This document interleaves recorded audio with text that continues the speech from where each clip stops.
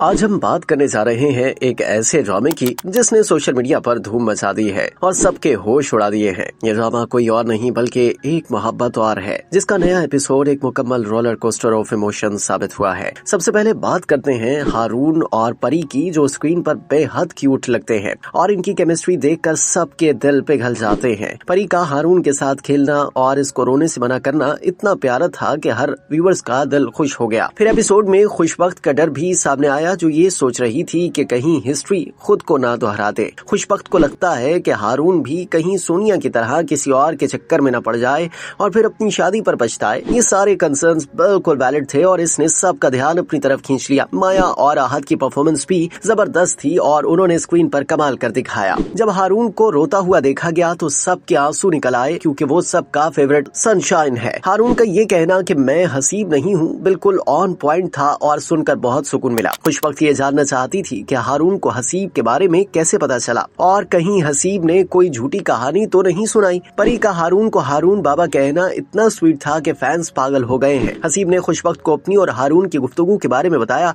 और बताया कि हारून कितना अच्छा इंसान है। हारून ने कहा कि अगर मुझे पता होता कि वो किसी और को पसंद करती है या मुझ में इंटरेस्टेड नहीं है तो मैं दिखाता कि दिल पर काबू कैसे करते हैं। ये डायलॉग सुनकर सब फैंस फिदा हो गए हैं और खुशबख्त का ये कहना कि इसी वजह से इसने हारून को चुना दिल को छू गया। हसीब को भी अब अक्ल आ गई है और सब अगले एपिसोड का बेसब्री से इंतजार कर रहे हैं। प्रोमो इतना जबरदस्त था कि सब फैंस सुपर एक्साइटेड हैं और फजूल में सिर्फ 2 एपिसोड्स आने की वजह से गुस्से भी हैं।